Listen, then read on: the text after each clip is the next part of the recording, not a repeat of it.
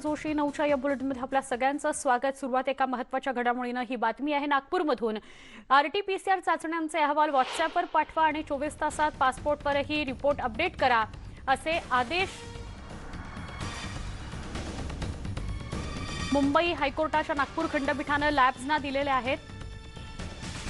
RTPCR चाचण्यांचे अहवाल व्हॉट्सॲपवर पाठवा आणि 24 तासांमध्ये पोर्ट्सवर सुद्धा रिपोर्ट्स अपडेट करा असे आदेश मुंबई हायकोर्टाच्या नागपूर खंडपीठाने लॅब्सना दिले आहेत। आरटीपीसीआर टेस्टचा अहवाल आणण्यासाठी स्वतः जावं लागतं, त्यामुळे कोरोना संसर्गाचा धोका आहे। या विरोधात डॉक्टर मुकेश चांडक कोर्टात गेले होते। आदेशाचं पालन झालं नाही तर संबंधित यंत्रणांनी लॅब्सवर कारवाई करावी असं कोर्टाने म्हटलं आहे। आमचे प्रतिनिधी प्रशांत मोहिते यांच्याकडून अधिक माहिती घेऊया। प्रशांत, काय अपडेट? सुवर्णा, नागपूर आरटीपीसीआर टेस्टमध्ये पॉझिटिव्ह आढळलेल्या रुग्णांना त्यांची रिपोर्ट व्हॉट्सअपवर पाठविण्याचे आदेश मुंबई उच्च न्यायालयाच्या नागपूर खंडपीठाने प्रयोगशाळांना दिले आहे आणि संक्रमित रुग्णांची माहिती 24 तासाच्या आत ICMR पोर्टलवर अपलोड करण्याच्या आणि निगेटिव्ह व्यक्तींचे रिपोर्ट 7 दिवसाच्या आत ICMR पोर्टलवर अपलोड करण्याचे आदेश नागपूरच्या खंडपीठाने दिलेले आहे। तसेच न्यायमूर्ती ZA हक आणि न्यायमूर्ती अमित बोरकर यांच्या खंडपीठाने काल हे आदेश दिलेले आहे। आदेशाचे पालन न केल्यास प्रयोगशाळेवर कठोर कारवाई करण्याचे आदेश सुद्धा संबंधित प्राधिकरणाला न्यायालयाने दिलेले आहेत। नक्की प्रशांत, माहिती दिल्याबद्दल आभार। आरटीपीसीआर चाचणी जो कोणी करेल त्यातल्या ज्याची ती पॉझिटिव्ह येईल त्याला व्हॉट्सॲपवर लगेच तो रिपोर्ट पाठवायचा आहे। 24 तासांमध्ये हा रिपोर्ट पाठवणं बंधनकारक करण्यात आलेलं आहे। नागपूरमधून ही बातमी आहे। नागपूर खंडपीठाने हे आरोप लॅब्सना दिलेले हे आदेश लॅब्सना दिलेले आहेत आणि सगळ्यात महत्त्वाचं तोच रिपोर्ट ICMRच्या पोर्टलवर सुद्धा टाकायचा आहे, जेणेकरून रुग्णालयांना सुद्धा याची माहिती मिळू शकेल। ज्याप्रमाणे गेल्या काही दिवसांपासून मुंबईतील LTT स्थानकावर परप्रांतीय मजुरांनी मूळगावी जाण्याकरता मोठी गर्दी केली होती, त्याचप्रमाणे आता पनवेल स्थानकावरही मजुरांनी मोठी गर्दी केली आहे। राज्यात कोरोनाचा धोका वाढतोय, त्यामुळे प्रशासनाकडून पुन्हा कठोर निर्बंध लावले जात आहेत। त्यामुळेच आता गेल्या वर्षीसारखी परिस्थिती उद्भवण्याची भीती मजुरांकडून व्यक्त होतीये। मजुरांनी पुन्हा एकदा त्यामुळे मूळगावची वाट धरलेली आहे। आपल्या घरी जाण्याकरता मजुरांनी पनवेल स्थानकावर गर्दी केलेली होती। यात उत्तर प्रदेश, मध्य प्रदेश, राजस्थान या राज्यात जाणाऱ्या मजुरांची संख्या लक्षणीय आहे। मजुरांनी केलेल्या गर्दीमुळे पनवेल रेल्वे स्थानकावर सोशल डिस्टन्सिंगचा फज्जा उडाला। आमचे प्रतिनिधी विनय म्हात्रे यांच्याकडून अधिक माहिती घेऊया। विनय, पनवेल स्थानकावरून मध्य प्रदेश किंवा उत्तर प्रदेशला जाणाऱ्या गाड्या आहेत का? त्यांची संख्या किती आहे? का विशेष गाड्या सोडल्या होत्या? इतकी गर्दी कशी पनवेल स्थानकावर झाली? सुवर्ण, आपण पाहिले की मागच्या वर्षीची परिस्थिती उद्भवल्यानंतर कोणत्याही परिस्थितीमध्ये गावाला जाणं योग्य राहिलं ना, अशाच परिस्थितीमध्ये लोकांनी मजुरांनी म्हणजे परप्रांतीय मजूर आहेत त्यांनी आपली गावाची वाट धरली होती। तशाच पद्धतीची परिस्थिती आहे। आणि जर नवी मुंबई परिसर पाहिला तर नवी मुंबईचा हा जो विकसित डेव्हलपमेंट भाग आहे, म्हणजे पनवेल, उरण हा जो कोपरीपर्यंतचा जो तिसरी मुंबईचा भाग आहे, ह्या सगळ्या भागामध्ये मोठ्या प्रमाणात डेव्हलपमेंट सुरू आहे। आणि डेव्हलपमेंट सुरू असल्यामुळे या भागामध्ये मजूर मोठ्या प्रमाणात आहे। MIDC मोठ्या प्रमाणात असल्यामुळे या ठिकाणी मजूर मोठ्या प्रमाणात। हे मजूरच आता रात्रीच्या वेळी ज्या गाड्या इथून ज्या उपलब्ध होत आहेत, ज्या मिळेल त्या गाडीनी आपला मार्ग पुढचा धरतायत। काही लोक पनवेल पासून मुंबईकडे जाण्यासाठी गाड्या पकडत होते, तर काही जण इथून ज्या मार्गाने आपल्याला पुढच्या गाड्या मिळतील त्या मार्गाने गाड्या पकडण्याचा प्रयत्न हे मजूर करत होते। आणि त्याच अनुषंगाने मागच्या वेळी देखील स्पेशल गाड्या ज्या पनवेलवरून सोडण्यात आल्या होत्या, त्याच पद्धतीने आता देखील तशाच पद्धतीच्या गाड्या ह्या पनवेलवरून सोडण्यात आल्या आणि म्हणून ह्या गाड्यांसाठी गर्दी मोठ्या प्रमाणात करण्यात आली होती। काल मध्यरात्री पर्यंत ह्या गाड्यासाठी जेवढे शक्य होतील तेवढ्या प्रमाणात ही लोक ह्या स्थानकामध्ये होती आणि ते सोशल डिस्टन्सिंगचा मोठ्या प्रमाणात फज्जा झालेला दिसत होता। ज्यावेळी पोलीस बंदोबस्त, रेल्वे पोलीस असतील किंवा कलेक्टर असतील रायगड यांनी देखील त्या पद्धतीने नियोजन केलं होतं। मात्र मागच्या वर्षी ज्या पद्धतीने नियोजन होतं तशा पद्धतीचं नियोजन ह्यावेळी नव्हतं। त्याचमुळे ही सोशल डिस्टन्सिंगचा हा जो फज्जा उडताना दिसलेला आहे। मात्र मजूर आता पुन्हा एकदा ह्या भीतीच्या वातावरणामध्ये पुन्हा तशीच मागच्या वेळेसारखी परिस्थिती येऊ नये, पुन्हा जीवन मरणाचा प्रश्न इथे उद्भवू नये यासाठी हे सगळे मजूर आपल्या गावाकडे जाताना दिसतात आणि त्यांनी जे मार्ग मिळेल त्या मार्गाने, जी गाडी मिळेल त्या गाडीचा पकडून पुढचा मार्ग अवलंबतात। नक्की विनय, धन्यवाद माहिती दिल्याबद्दल। पुण्यामध्ये गेल्या 24 तासात 9,956 नवे कोरोनाबाधित रुग्ण आढळले आहेत. 114 जणांच्या मृत्यूचीही नोंद आहे. तसंच 24 तासामध्ये 8,175 जणांना डिस्चार्ज मिळाला आहे. त्यामुळे आता पुण्यातील कोरोनाबाधितांची एकूण संख्या 6,85,970 इतकी झाली आहे. यापैकी आतापर्यंत 11,103 जणांचा मृत्यू झाला आहे. तसंच सध्या 98,859 जणांवर उपचार सुरू आहेत.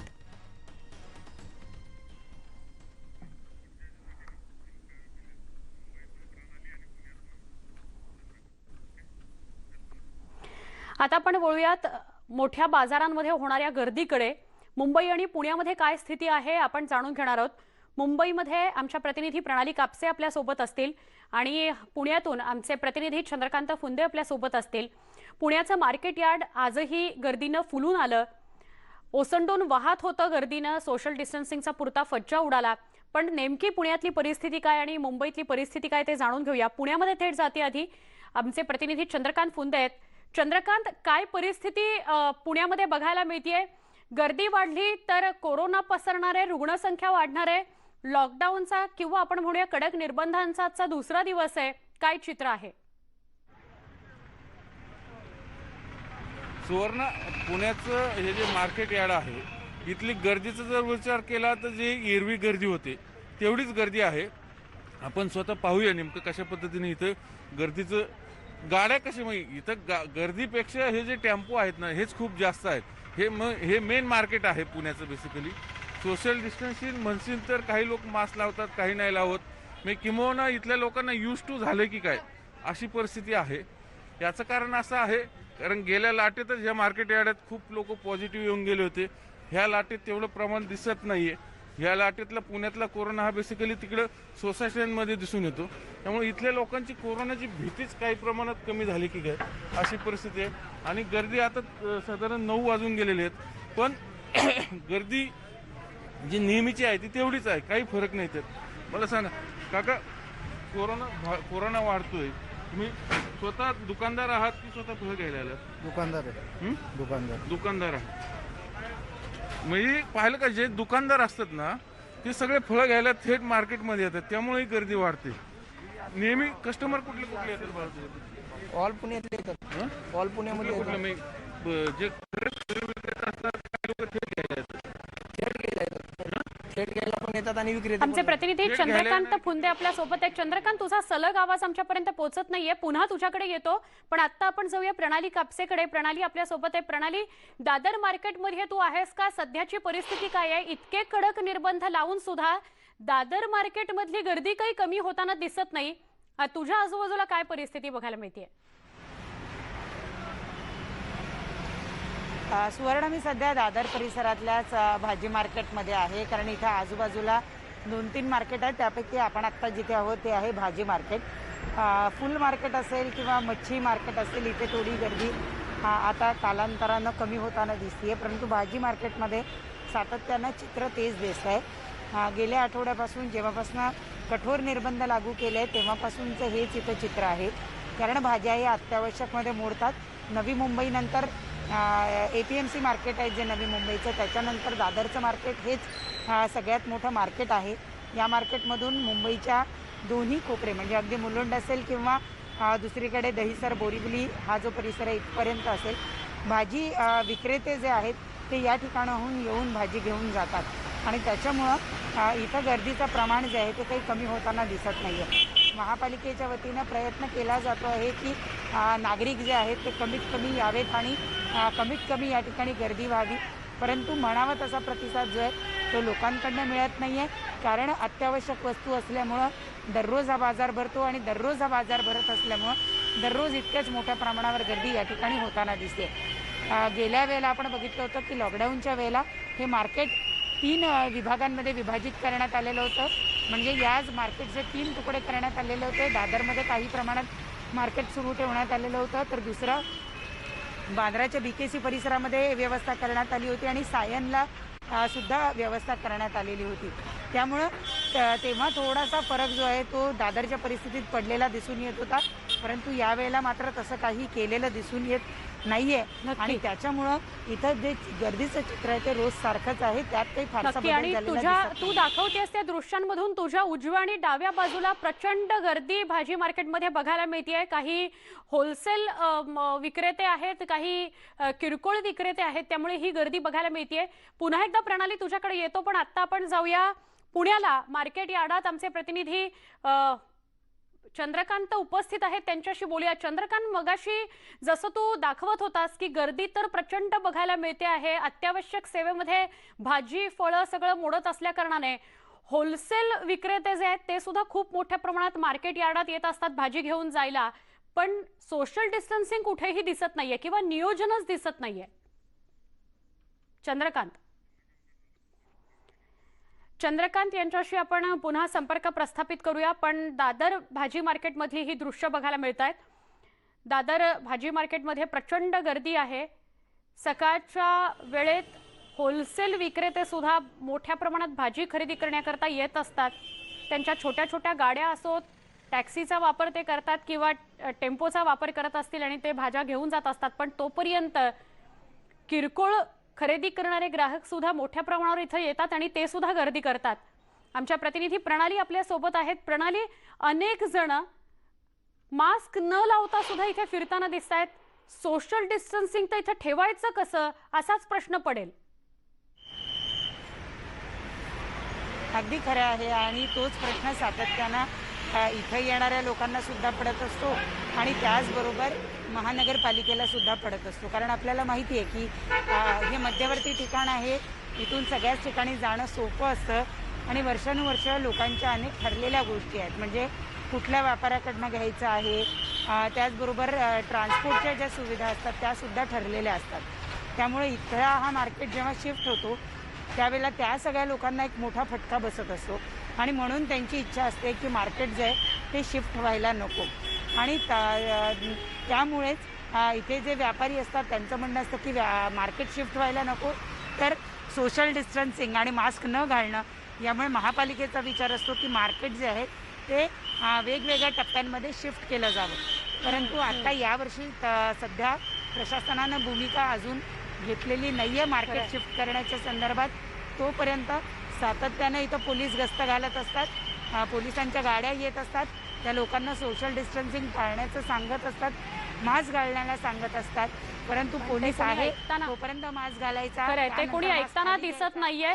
एक अत्यंत महत्त्वाचा मुद्दा प्रणाली मला तुझ्याशी बोलायचा आहे, पण चंद्रकांत आपल्याबरोबर जोडले गेलेले आहेत. प्रणाली, चंद्रकांत यांच्याशी बोलू आणि पुन्हा एकदा तुझ्याकडे येते. चंद्रकांत, काय परिस्थिती पुण्यातल्या मार्केट यार्ड मधली? काही होलसेल विक्रेते जे आहेत ते सुद्धा मार्केट यार्डात येत असतात, मोठमोठ्या त्यांच्या म्हणजे विक्री करायला भाजी घेऊन जाणं किंवा फळं घेऊन जाणं यासाठी. मार्केट यार्डात सुद्धा सोशल डिस्टन्सिंग पाळण्याकरता काही नियोजन करणं शक्य नाहीये का? मास्क नाही अनेकांच्या तोंडाला, सोशल डिस्टन्सिंग तर बघायलाच मिळत नाहीये. सुवर्ण, याच्यातल्या दोन गोष्टी आहेत. मास्क लावणं न लावणं हा ज्याचा तर याचा प्रश्न झालाय. कारण आता प्रशासन, आपण सर्वजण माध्यम सगळे सांगून थकलोत लोकांना की मास्क लावणं किती जरुरी आहे. पण 90% लोक निश्चित लावतात, पण 1-2-4% लोक असतात की ते नाही लावत. हो, दंडात्मक कारवाई केली तरी लावत याचं काय करायचं हा खरं म्हणजे खूप मोठा प्रश्न हो, तरी लावत नाही. आता मी त्यासाठी तुला खास गर्दी दाखवतो. इकडले मार्केट हे फळ मार्केट आहे, याच्या बाजूला इकडं भाजी मार्केट आहे. तर हे साधारण 6 अशा लाईन आहेत. जनरली गर्दीचा विचार करशील तर ही नेहमी सारखीच गर्दी आहे, पण सोशल डिस्टन्स आपण स्वतः दृश्यामध्येच पाहूया. लोकांनाच ठरवू द्या किती सोशल डिस्टन्स पाळलंय किती नाही ते. म्हणजे ही अशी मार्केटमधली इथली जी एकूण अवस्था आहे. आता आपण त्या फळ विक्रेत्याशी बोललो तर त्याचं म्हणणं आहे की एक साधारण 30% लोक थेट भाजी खरेदी फळं किंवा भाजी खरेदी हे बघितलं. आता एकदम सिंपल किती. काका, मला सांगा तुम्ही कुठनं आलात? इथूनच मार्केट यार्ड. मार्केट यार्ड फळं घ्यायला थेट मार्केटमध्ये आलात ना? हो. पण कोरोना वाढतोय याच्यामुळे भीती नाही वाटत? ऍक्च्युली मी समोरच राहतोय, इथेच आलो डायरेक्टली. इथेच वाहतोय. तुम्ही कुठे राहता? बरोबरच आहे. असे किती लोक येतात थेट इथे थेट फळं घ्यायला किरकोळ? खरं असं भरपूर येते ते 1000 लोक येते. भरपूर येतात. पण हे ठोक मार्केट आहे, इथं किरकोळ विक्रीला तसं मग डायरेक्ट इथूनच माल घेऊन जाणं आणि नंतर बाहेर विकणं अपेक्षित आहे. पण तरी इथं किरकोळ विक्रेते काय होतं? कारण काय कोण कमी घेणार असतं, कोण जास्ती घेणार असते. पण हे होलसेल मार्केट आहे ना बेसिकली. पण होलसेल म्हणजे थोडी सगळे होलसेल घेणारे थोडी असते, कोण किरकोळ घेणार असते असं काय. पण इथं किरकोळ विक्रीला बंदीच आहे मुळात. हे मेन मार्केट यार्ड आहे ना, तर तसं काय नाही. मेन आहे पण चालू आहे ना सर, आता चालू तर आहे ना. चालू किरकोळ पण चालते. मग याच्यावर मार्केट यार्डात तुम्हाला काय आदेश आहेत? किरकोळ विक्रीला तुम्हाला परवानगी आहे की नाही? आहे ना. हा? आहे ना. नाही ना. आहे. तसं काय किती किती किलो पर्यंत? असं भरपूर आहे. नाही चंद्रकांत, चंद्रकांत हे चित्र सगळ्याच होलसेल मार्केटमध्ये बघायला मिळतं. कारण किरकोळ बाजारापेक्षा होलसेल मार्केटमध्ये तुलनेनं कमी किमतीमध्ये फळं किंवा भाजीपाला मिळतो. तर अनेकदा होलसेल मार्केटमध्येच जाताना बघायला मिळतात नागरिक. ही गर्दी मात्र भयंकर आहे.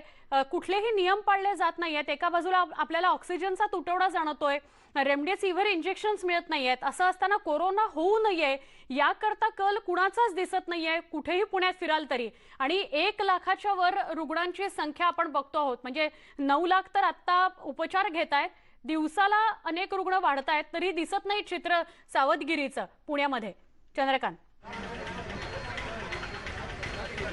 निश्चितच नाही. आता झालंय काय माहितीये का, पुण्यामध्ये लोकांना यूज टू झालंय. म्हणजे कोरोना पण लोक मरतायत हे वास्तव आहे.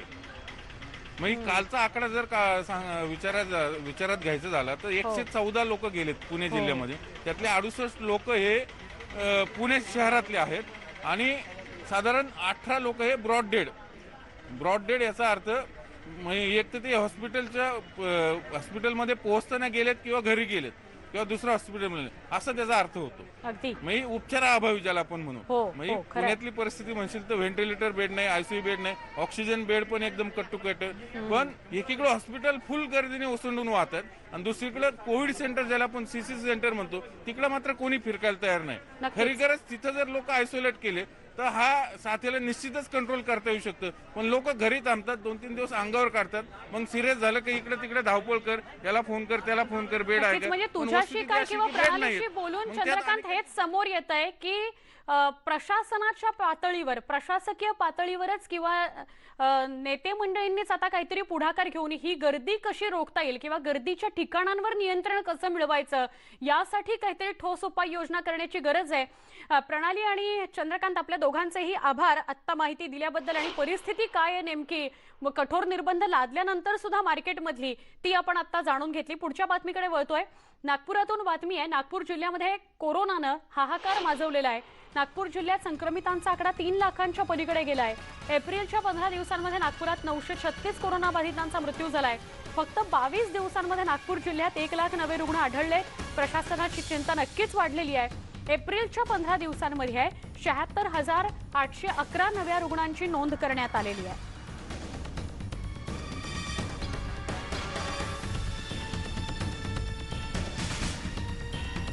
मुख्यमंत्री उद्धव ठाकरे यांनी जनतेशी संवाद साधला. 5-10 दिवस पण नाही झाले त्याला अजून कठोर निर्बंध लावण्यात आले. त्याची एसओपी जाहीर करण्यात आली. हे कठोर निर्बंध एवढ्याच करता 15 दिवसांचे लावले गेले. संचारबंदीचा आदेश काढला गेला की फक्त अत्यावश्यक सेवा सुरू राहतील, त्याच्या व्यतिरिक्त सगळं बंद राहील. का तर कोरोनाची साखळी तुटावी म्हणून. पण कोरोनाची साखळी नक्की तुटतीये का? नागरिक जेवढ्या प्रमाणात रोज बाहेर पडत होते तेवढ्याच प्रमाणात पडताना दिसतायत. त्यांचा दिनक्रम तसा सुरू आहे. किती वेळ घरात राहणार, रोजीरोटीचं काय, दिवसा काम करून ज्यांचं पोट भरतं त्यांनी करायचं काय, असे अनेक प्रश्न आहेत. त्यामुळे गर्दी काही आपल्याला कमी झालेली बघायला मिळत नाही. नागपुरामध्ये सुद्धा हेच दृश्य आहे. जिल्ह्यात संक्रमितांचा आकडा 3 लाखांच्या पार गेलेला आहे. राज्यात कोरोनाची परिस्थिती बिकटच झाली आहे. दुसरीकडे रेमडेसिव्हिर इंजेक्शन आणि ऑक्सिजनचाही तुटवडा मोठ्या प्रमाणात जाणवू लागलाय. अशातच राज्य सरकारला मोठा धक्का बसलाय. 8.5 लाख रेमडेसिव्हिर खरेदी टेंडर पुढे ढकलण्यात आलंय किंवा पुढे ढकलावं लागलंय असं आपल्याला म्हणायला हवं. इंजेक्शनचा पुरवठा करण्यास कोणताही पुरवठादार तयार नाहीये. तो का तयार नाहीये तर पुरवठादारांनी इंजेक्शन द्यायला नकार दिलाय. 655 रुपयाला किंवा 654 रुपयाला राज्य सरकार रेमडेसिव्हिर मागतंय आणि या दरानं रेमडेसिव्हिर द्यायला कुठलाही पुरवठादार तयार नाही. खुल्या बाजारामध्ये 1200 रुपये किंमत असताना कंपनी सरकारला रेमडेसिव्हिर 654 रुपये द्यायला इच्छुक नाहीये. कच्च्या मालाचे भाव वाढले त्यामुळे कमी दरात देणं शक्य नाहीये असं कंपन्यांचं म्हणणं आहे. रेमडेसिव्हिर कंपनी अधिकाऱ्यांसोबत बैठका सुरू आहेत. लवकरच यावर तोडगा काढू असं आरोग्यमंत्री राजेश टोपे म्हणाले. आपल्याला छोटा मोठा तुटवडा जरी निर्माण झाला तरी सुद्धा जर आपण ज्युडिशियसली वापरा, हा जो महत्त्वाचा टास्क फोर्सनी दिलेला जो सल्ला आहे तो जर वापरला तर यातही आपलं सगळं भागू शकतं. पण भागू शकतं हा आपला सरकारचा विषय नाही. मी अत्यंत जबाबदारीने सांगेल की 21 तारखेपर्यंत या 7 कंपनीजने गव्हर्नमेंटला खात्रीपूर्वक सांगितलंय की आमची दुसरी बॅच आम्ही बाहेर काढत आहोत, ज्याच्यामुळे आपण लाखभर दररोजचे इंजेक्शन्स महाराष्ट्राला देऊ शकू. आज दिवसभरातल्या एका महत्त्वाच्या घडामोडीकडे वळतो आहोत. महाराष्ट्र आता स्वबळावर कोरोना संसर्ग प्रतिबंधात्मक लसीचं उत्पादन करणार आहे. राज्याला 24 कोटी लसीची गरज आहे. त्याकरता आता लसीचं उत्पादन वाढवलं जाणार आहे. कसं तर महत्त्वाचा निर्णय झालाय. हाफकिन संस्थेत महिन्याला 1 कोटीपर्यंत लसीचं उत्पादन करणं शक्य आहे किंवा त्याची तेवढी क्षमता आहे. हाफकिन संस्थेस भारत बायोटेककडून तंत्रज्ञान हस्तांतरण पद्धतीनं कोवॅक्सिन बनवायला केंद्र सरकारनं विज्ञान तंत्रज्ञान विभागानं मान्यता दिलेली आहे. कोवॅक्सिन बनवायला 1 वर्षाचा कालावधी दिला गेलेला आहे. हाफकिन इन्स्टिट्यूटला 1 वर्षाचा कालावधी दिला गेलाय. 1 वर्ष कोवॅक्सिन या लसीचं उत्पादन हाफकिन करू शकतं. जर हे तंत्रज्ञान हस्तांतरित झालं भारत बायोटेककडून हाफकिनला तर लगेचच आठवड्याभरामध्ये उत्पादन सुरू होईल आणि आठवड्याच्या शेवटी किंवा 2 आठवड्यात ही लस भारताला मिळू शकेल. 1 कोटी इतकं उत्पादन जर हाफकिन करत असेल तर त्या पूर्णच्या पूर्ण 1 कोटी लस या फक्त महाराष्ट्राला मिळतील, कारण महाराष्ट्रामध्ये त्याचं उत्पादन सुरू होईल. वाढता संसर्ग, लसीकरणाची मागणी पाहता लवकरात लवकर हाफकिन बायोफार्मा कॉर्पोरेशन यांनी उत्पादन सुरू करावं. हाफकिनमध्ये त्या दृष्टीने लसी संदर्भात आवश्यक ते अनुभवी आणि प्रशिक्षित तंत्रज्ञांची नियुक्ती व्हावी असं राज्याचे मुख्य सचिव सीताराम कुंटे म्हणालेले आहेत. प्रकल्पावर नियमित देखरेख करण्यासाठी आणि वेळेत उत्पादन पूर्ण करण्याकरता वरिष्ठ अधिकाऱ्यांची नियुक्ती करावी असे आदेशही मुख्यमंत्र्यांनी मुख्य सचिवांना दिले आहेत. मुंबईच्या परेल भागात असलेल्या या संस्थेच्या परिस्थितीचा किंवा या संस्थेचा बाहेरून आढावा घेतला आमच्या प्रतिनिधी प्रणाली कापसे यांनी. महाराष्ट्र शासनाची एक स्वायत्त संस्था जी काळाच्या पडद्याआड हळूहळू लोप पावती आहे की काय, तिचं अस्तित्व संपतंय की काय अशी भीती निर्माण झाली होती. ती संस्था आता महाराष्ट्रात पुन्हा एकदा अतिशय कठीण काळात उपयुक्त ठरणार आहे. हो, ती संस्था आहे हाफकिन इन्स्टिट्यूट, जिथं आपण सध्या आलेलो आहोत. मुंबईच्या परेल परिसरात हाफकिन इन्स्टिट्यूटचं ही संपूर्ण मोठी इमारत आहे. हाफकिन प्रशिक्षण संशोधन आणि चाचणी संस्था ही संस्था खरं तर 1899ला स्थापन करण्यात आलेली होती आणि त्यानंतर कॉलेरा असेल, डेंग्यू असेल यासारख्या महाभयंकर साथीच्या आजारांवर संशोधन करण्यामध्ये आणि त्याच्या लसी तयार करण्यामध्ये या इन्स्टिट्यूटनं अतिशय महत्त्वाची भूमिका बजावली होती. परंतु गेल्या काही वर्षामध्ये या संस्थेचं अस्तित्व आणि या संस्थेचं एकूणच कामकाज हे लोप पावत चाललेलं होतं आणि त्याच्यामुळं आता ही संस्था काळाच्या पडद्याआड जाते की काय असा प्रश्नचिन्ह निर्माण झाला होता. परंतु आता कोरोनाच्या महामारीमध्ये पुन्हा एकदा ही संस्था महाराष्ट्राच्या उपयोगाला येते आहे, कारण केंद्र शासनानं भारत बायोटेकचा जो फॉर्म्युला आहे त्या फॉर्म्युल्याच्या आधारावर कोवॅक्सिन लसीची निर्मिती करण्याची परवानगी या संस्थेला दिलेली आहे आणि त्याच्यामुळं महाराष्ट्रासाठी नक्कीच एक मोठी दिलासा देणारी बाब आहे. आपल्याला माहिती आहे की महाराष्ट्रामध्ये मोठ्या प्रमाणावर लसीकरण सुरू आहे, परंतु लसींचा तुटवडा निर्माण होत होता.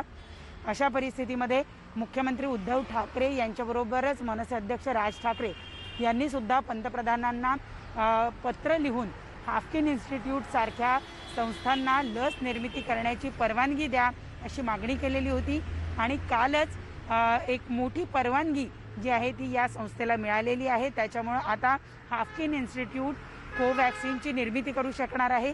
जी माहिती मिळते त्यानुसार दर महिन्याला तब्बल 1 कोटी वायल्स तयार करता येतील या इन्स्टिट्यूटला आणि त्याच्यामुळं 1 वर्षाची परवानगी देण्यात आलेली आहे या इन्स्टिट्यूटला. त्यांनी 1 वर्षाच्या कालावधीमध्ये जास्तीत जास्त कोवॅक्सिन तयार करून महाराष्ट्रातल्या जनतेचं लसीकरण वेगात करता यावं यासाठी ही परवानगी देण्यात आलेली आहे आणि त्याच्यामुळं एक मोठा दिलासा महाराष्ट्राच्या जनतेला हाफकिन इन्स्टिट्यूटच्या निमित्तानं मिळताना दिसतोय।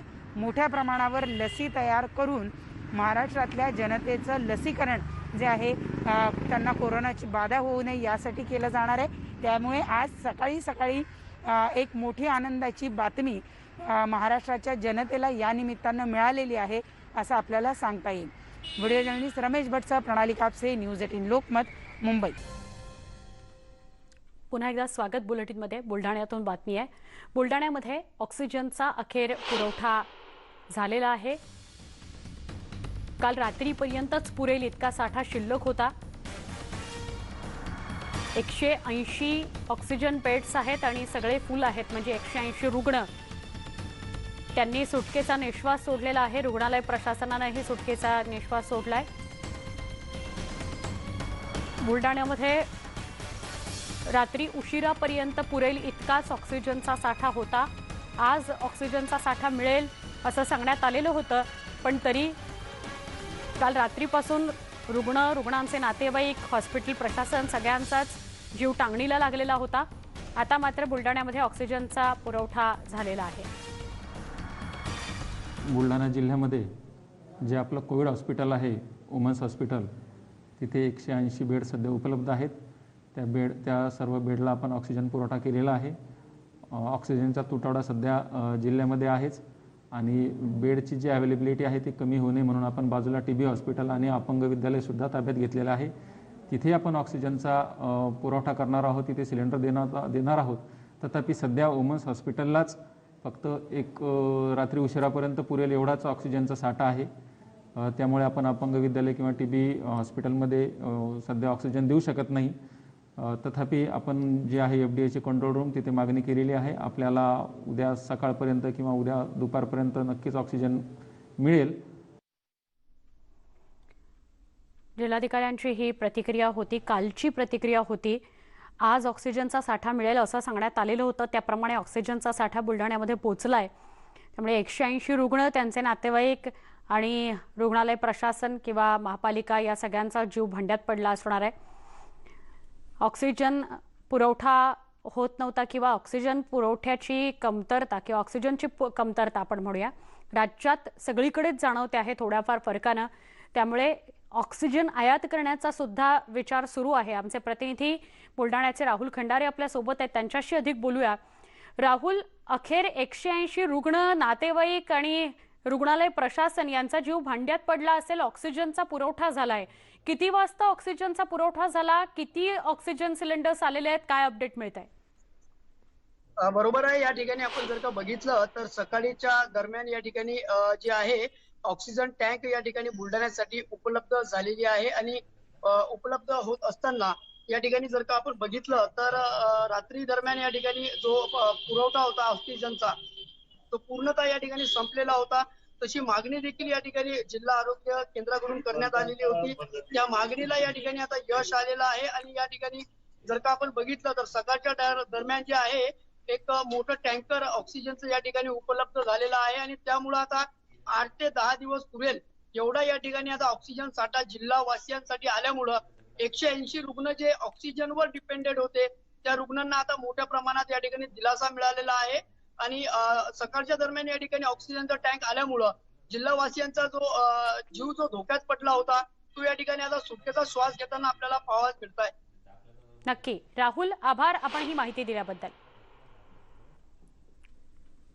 बुलढाण्यातून आमचे प्रतिनिधी राहुल खंडारे आपल्याला माहिती देत होते। ऑक्सिजन पुरवठा बुलढाण्यामध्ये झालेला आहे। 8 ते 10 दिवस पुरेल इतका ऑक्सिजन साठा आता बुलढाण्यामध्ये आहे। पेट्रोल पंप सर्वसामान्यांकरता सुरू ठेवले तर लोकांची मोठी गर्दी होईल। त्यामुळे लॉकडाऊनच्या घोषणेनंतर लोक जर लॉकडाऊनला गांभीर्याने घेत नसतील तर त्यातच त्यांना पेट्रोल डिझेल मिळालं नाही तर लोक रस्त्यावर फिरणारच नाहीत असं विजय वडेट्टीवार म्हणतात। दरम्यान त्यावर आता स्पष्टीकरण आलेलं आहे। पेट्रोल पंप बंद करण्याचा विषय नव्हता असं विजय वडेट्टीवार म्हणतात। लोकांची सध्या भाजीपाला तसंच किराणा दुकानातही मोठी गर्दी होत असल्याचं दिसून येतंय।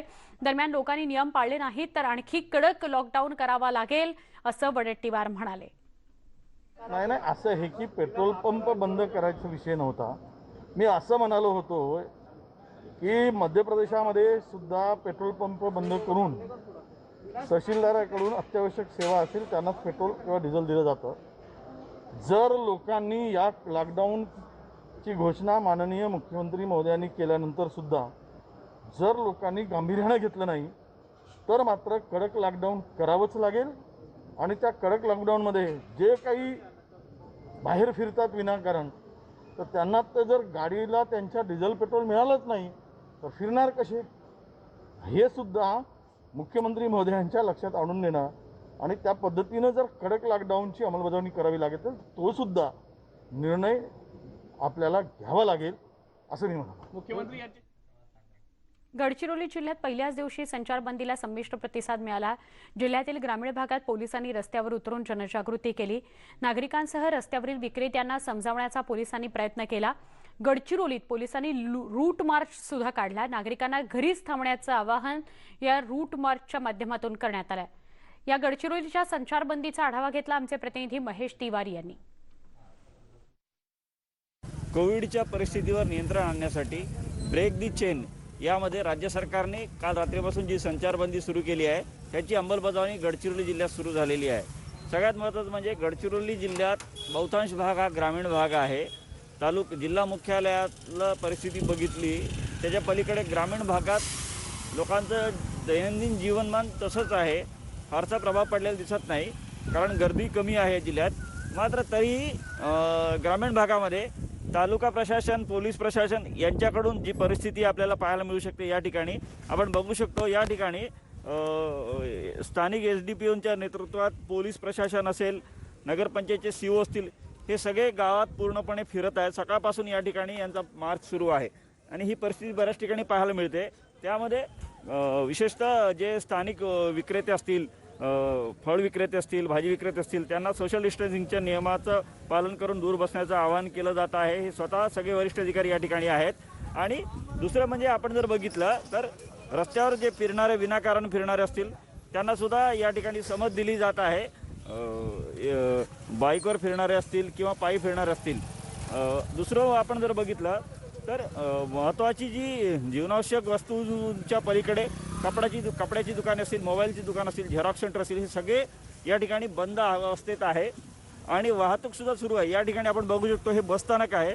बसस्थानकामध्ये या ठिकाणी तेलंगणाची बस सेवासुद्धा या ठिकाणी आलेली आहे आणि आपली लालपरीसुद्धा आहे. मात्र नागरिक जे येत आहेत तेलंगणामधून त्यांच्या संदर्भात थोडंसं या ठिकाणी त्यांना दक्षता बाळगणं आवश्यक आहे कारण तेलंगणामधून येणारे बहुतांश नागरिक आपल्याला मास्क घातलेलं पाहायला मिळत नाहीत. त्यामुळे ही जी दक्षता आहे ती सीमावर्ती भागात घेणं खूप आवश्यक आहे. जिल्ह्यामध्ये सक्रिय रुग्णांची संख्या 2168 आहे आजच्या घडीला आणि ही संख्या वाढण्याची शक्यता दिसत आहे कारण सगळीकडे जे ग्रामीण भाग आहेत त्या ठिकाणी रुग्णांची संख्या वाढलेली आहे. मृत्यूदर कमी असला तरी रुग्णांची संख्या जी वाढत आहे त्यामुळे कुठंतरी या ठिकाणी चिंता व्यक्त होत आहे. आता अशा पद्धतीनं नागरिकांमध्ये जनजागृती करण्याचा हा जो प्रयत्न सुरू आहे, येणारे 15 दिवस नागरिक त्याला कसा प्रतिसाद देतात हे पाहणं महत्त्वाचं ठरणार आहे. महेश तिवारी, न्यूज 18 लोकमत, गडचिरोली. एक छोटासा ब्रेक, पुन्हा पहा फक्त न्यूज 18 लोकमत.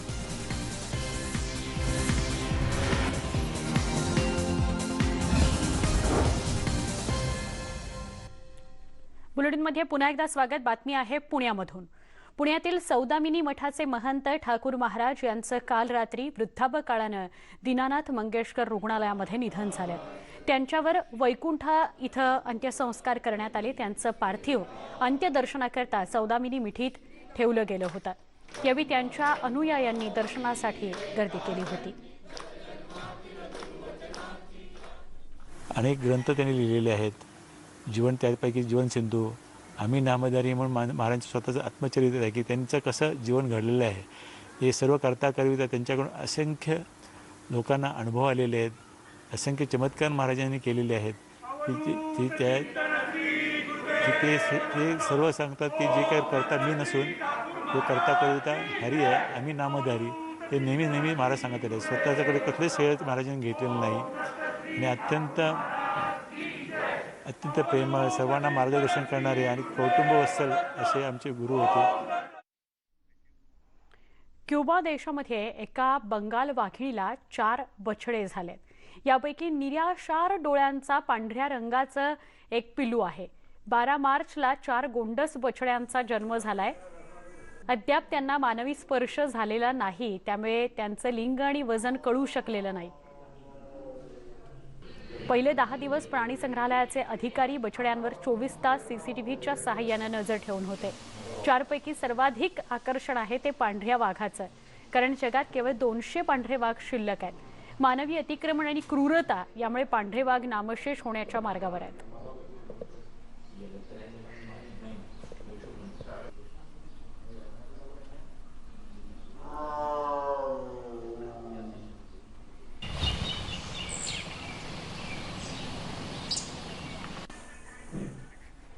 या बातमीसह बुलेटिनमध्ये इथेच थांबतोय. मात्र न्यूज 18 लोकमततर्फे एक आवाहन: कुठल्याही परिस्थितीत मास्क नक्की वापरा, सोशल डिस्टन्सिंगचं पालन करा आणि सॅनिटायझर स्वतःजवळ बाळगा, जेणेकरून तुमचा हात कुठेही लागला तरी तुम्ही सॅनिटाईज करू शकाल. हात पहा फक्त न्यूज 18 लोकमत.